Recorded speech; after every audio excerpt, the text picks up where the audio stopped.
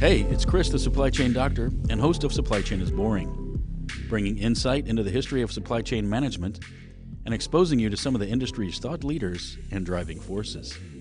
In this episode, we sat down with Dr. Doug Lambert, the Raymond E. Mason Chaired Professor Emeritus at Fisher College of Business and Academy Professor at The Ohio State University, and former Director of the Global Supply Chain Forum. In part one of this two-part series, we discussed the original writing and development of the carrying cost concept currently in practice today. It all sounds pretty boring. Let's see if Dr. Lambert can prove me wrong. Dr. Lambert, thanks again for investing time with me to hear about your career and learn more about your perspective on supply chain management in general. Okay, well, initially, when we talked, you wanted to talk about inventory carrying costs and how I decided to write papers on inventory carrying costs. I grew up in Canada, was born in Toronto, and I went to the Ivy Business School at Western University for undergrad and MBA. And so that meant that I either had to get all 3 degrees from the same place, which isn't good form, or go to a school that wasn't as good in Canada. And so I looked at 3 schools in the US, Harvard, because it was kind of head office for the Canadian school, about half the faculty had Harvard degrees. I put in Texas for warm weather. I was even then thinking about a nice warm place. And Ohio State, and I picked Ohio State because of Bud Lalonde, who was really one of the giants in this business. He passed away a year or so ago. And the other thing I wanted to do was, so I taught for a couple of years with an MBA to see if I was going to like it before I invested in this PhD. And I picked Ohio State because of Bud Lalonde. I worked with him as a research assistant. And I had a plan to get a PhD as quickly as possible. I wanted to get a 2-year PhD and get back to Canada. And where people lose time in the PhD is not on the coursework, because the coursework disciplines people, but you got papers due, you got classes you have to go to. Where people lose time is at the dissertation. They might waste a whole year trying to figure out what the dissertation topic is. And so my idea was, whatever idea I had at Christmas of my first year in the PhD program, I was going to spend the time I had free over Christmas getting going on a dissertation proposal, starting to write it. And the only idea I had by Christmas was inventory carrying costs. And Lalonde had another PhD student working with him that fall. And he had 2 projects. He had one on customer service, which I really wanted to do because I'd done some work like that in Canada before coming for the PhD. But the other PhD student didn't know the difference between a debit and a credit. And I'd taught accounting for a couple of years to see if I was going to like teaching before I went for the PhD. So guess who got the carrying cost topic? So it was the only topic I had at Christmas. So I talked to Lalonde and Robeson and Grabner, who were going to be my dissertation committee, and said, would this make a dissertation? And they agreed it would. And so if I was going to stick to plan, this had to be it. And I did complete my PhD actually I was a week over the 2 years and graduated in the fall that year. So I was actually 2 years plus a quarter till I actually walked away with a degree in hand. But the more I got into the topic, working with companies, the more excited I got about it, right?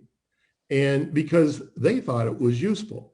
And I actually received the doctoral dissertation award from what was then called the National Council of Physical Distribution Management for my dissertation.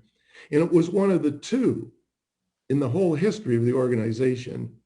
Now, after NCPDM, it was called CLM, and now the Council of Supply Chain Management Professionals. So in the history of this organization, they published 2 PhD dissertations as books, and mine was the first one because it was useful, and business people could read it and actually use what was there. So that's how I got into the topic. What I ended up finding out about it was, in most books, for an EOQ formula or any other use of a carrying cost, people just throw in 25%, right? And in fact, why Lalonde was interested in the topic was he had another PhD student, Jeff Karenbauer, working on a logistics model, right, a network model for Ross Labs, division of Abbott in Columbus. and they needed a carrying cost. And so that's how I got the topic. So I ended up, a lot of luck, right? Because I had really no interest in the topic to start with. And then it turned out I won a competitive national award for the dissertation, and they published it as a book, which got me a lot of visibility as a young guy starting a career. The thing I found out about it was two things. One is the biggest component of the carrying cost is the opportunity cost of money. It's what would I do with the cash if it wasn't in inventory, right? And if you're a cash-rich company, you've got, 100 million in treasury bills or something, then if you reduce inventory, you're likely to just buy more treasury bills with the cash generated. So the opportunity cost of money in that case is whatever you're earning on T-bills. On the other hand, if you would add a new production line in your factory that you're not adding now because you're short of working capital, then the rate of return you're losing by having that inventory is the rate of return you'd earn on that equipment if you had it. Or if I was a retailer and I had less inventory in my warehouses, I can't get less inventory in my stores because the stores have to look like they're stocked, right? I mean, I think the retailers call it product dominance. When you walk into that store, you have to feel like if these guys don't have it, nobody's got it, right? So you can't see empty shelves. So it's got to be warehouse inventory. But if I could reduce my warehouse inventory, and that allowed me to open another new store, then it's the rate of return I earn on the new stores. So it's not just an average number. It's whatever it's going to be for your company. Then the other thing I found was there are 3 rules of good financial management. 1 is you get the cash. 2 is you get the cash. 3 is you get the cash, right? So the book value of inventory isn't the important number. It's the cash value of the inventory. And if you're a retailer and you sell something and don't replace it, which would be how you'd get an inventory reduction, you save the current replacement cost, which is probably close to what you paid for it and what you're carrying inventory for on your books.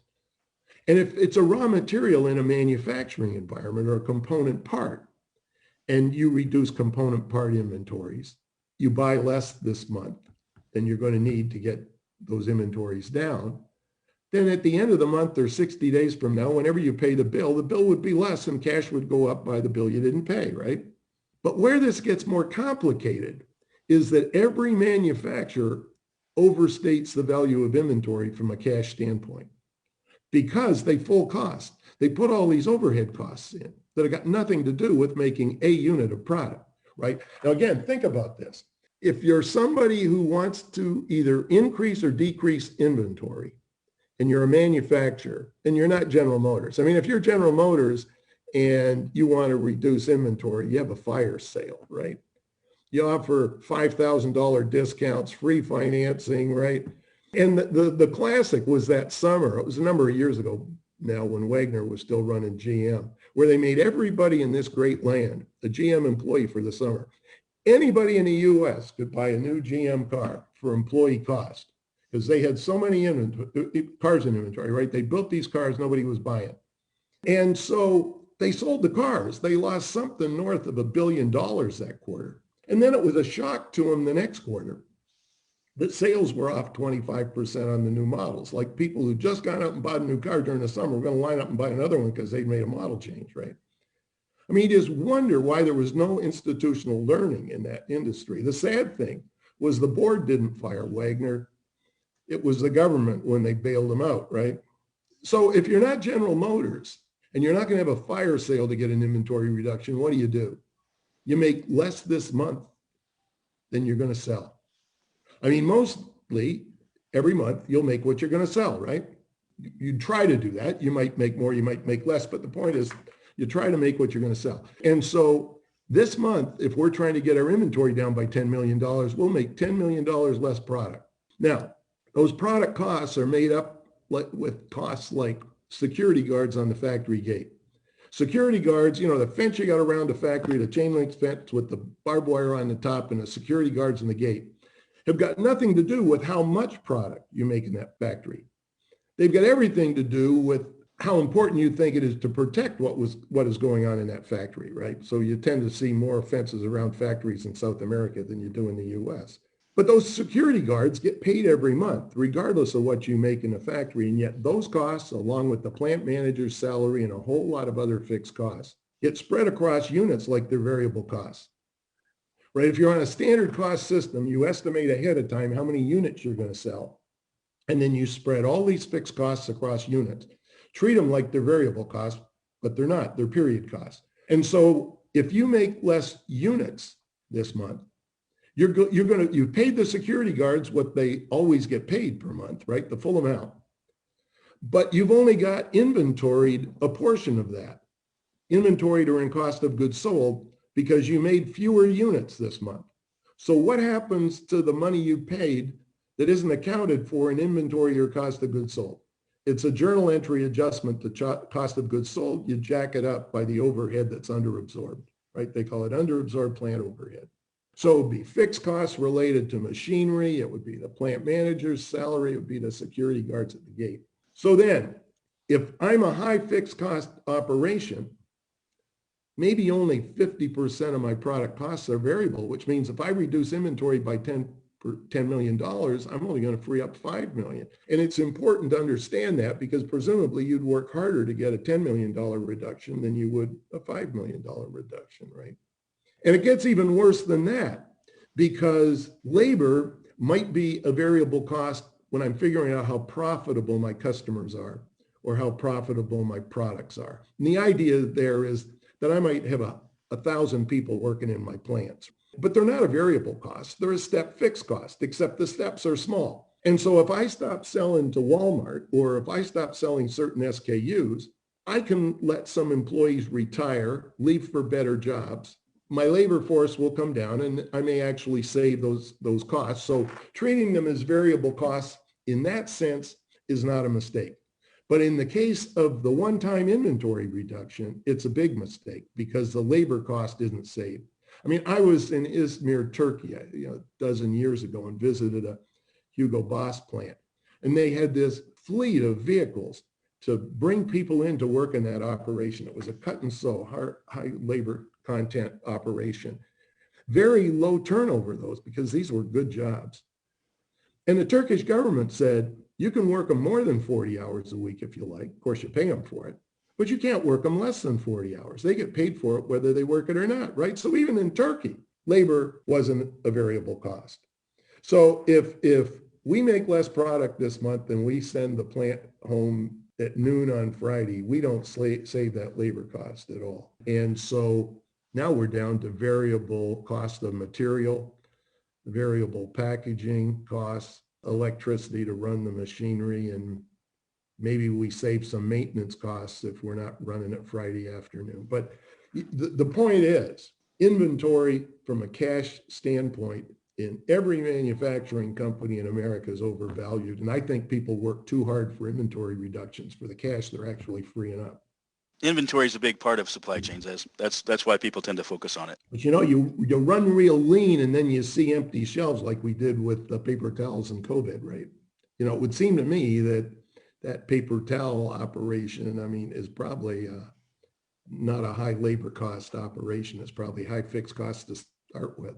So maybe having a little extra inventory, even though your books look like you're carrying more money, if you look at the actual cash value of that inventory, it may not be so bad. Maybe having a little extra isn't a bad idea.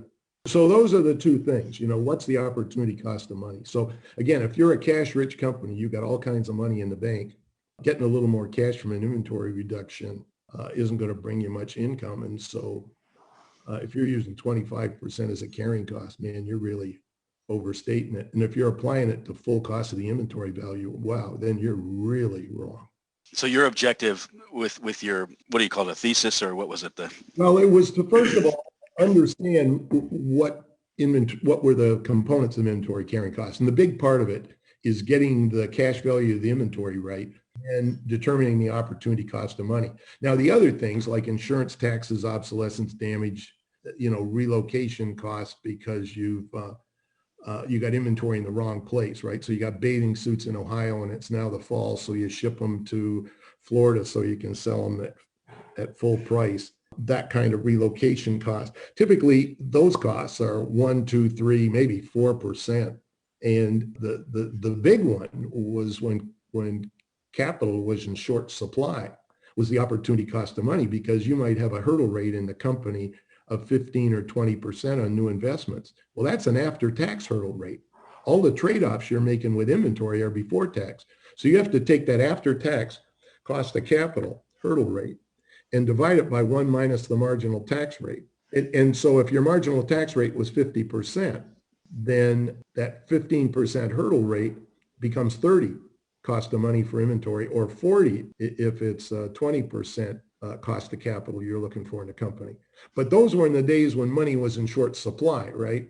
And I saw more of that in the 70s and 80s than today, where a lot of these big companies are sitting on a fair bit of cash, right? So it depends on your situation. If you've got debt you'd pay off, then it's the interest on the debt. The debt interest is already before taxes. The interest you get on money in the bank, your T-bills, is a before tax number. You have to pay tax on that.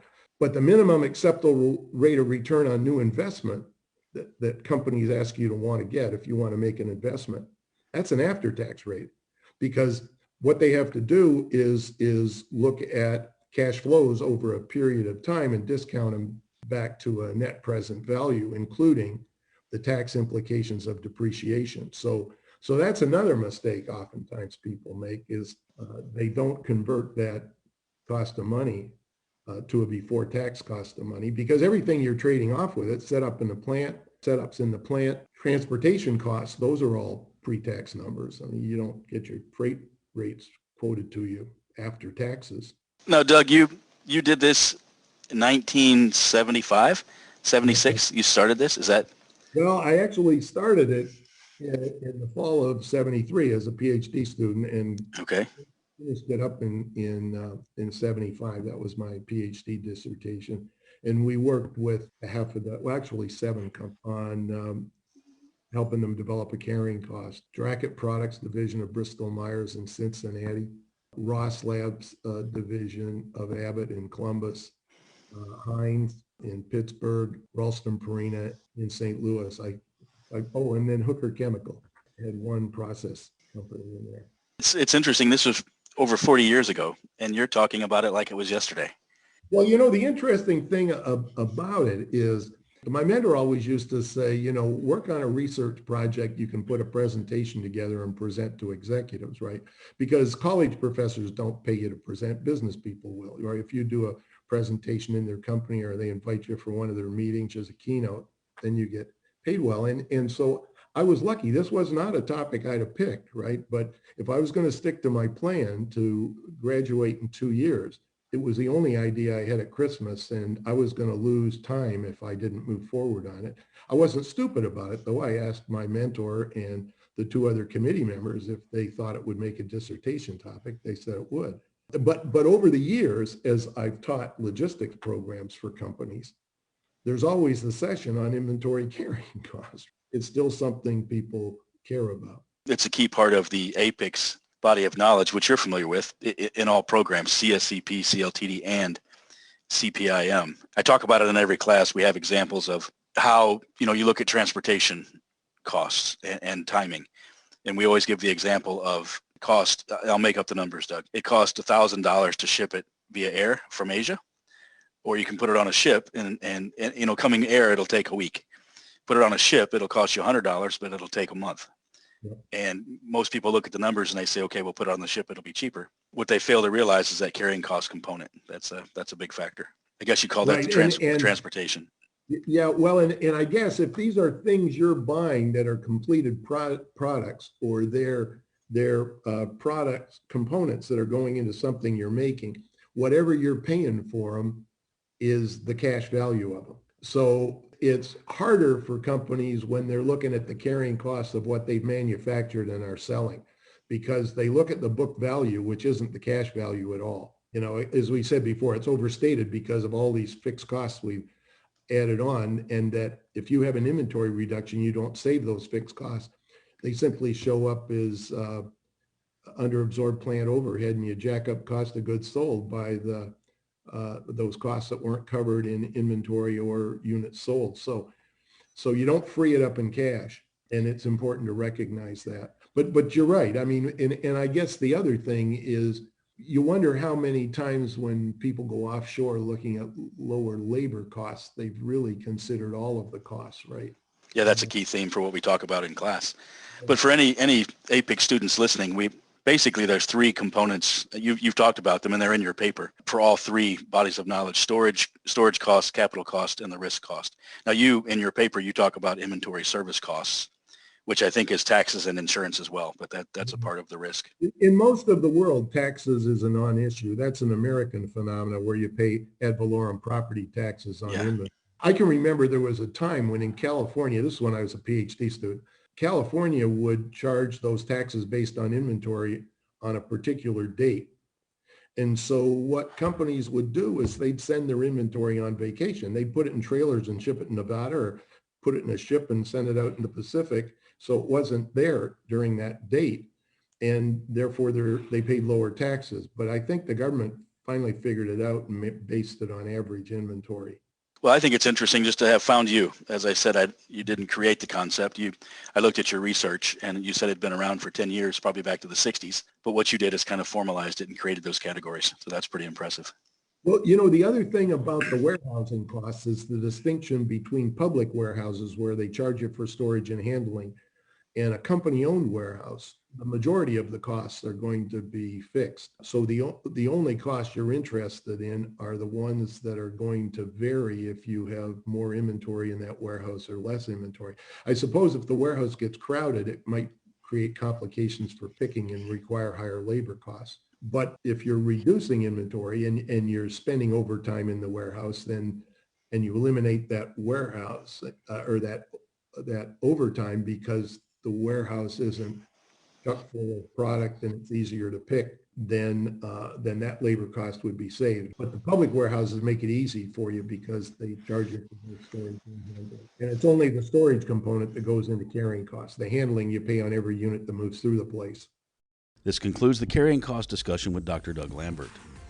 Be sure to check out part 2, where Lambert covers his perspective on what supply chain management is and the importance of true partnerships. Supply Chain is Boring is part of the Supply Chain Now network. We highlight historical events, companies, and people in supply chain management and create a picture of where the industry is headed. Interested in learning more about supply chain technology startups, mergers, acquisitions, and how companies evolve? Take a listen to Tequila Sunrise, crafted by Greg White. Or check out This Week in Business History with Supply Chain Now's own Scott Luton to learn more about everyday things you may take for granted and pick up short stories you can use as general conversation starters. The Logistics with a Purpose series puts a spotlight on neat and interesting organizations who are working toward a greater cause. If you're interested in logistics, freight, and transportation, take a listen to the Logistics and Beyond series with the Adapt and Thrive Mindset Sherpa, Jamin Alvarez. And check out the newest program, Tech Talk, hosted by industry veteran and Atlanta's own Corinne Bursa. Bursa will discuss all things digital supply chain. If interested in sponsoring this show or others on Supply Chain Now, send a note to chris@supplychainnow.com. And remember, supply chain is boring.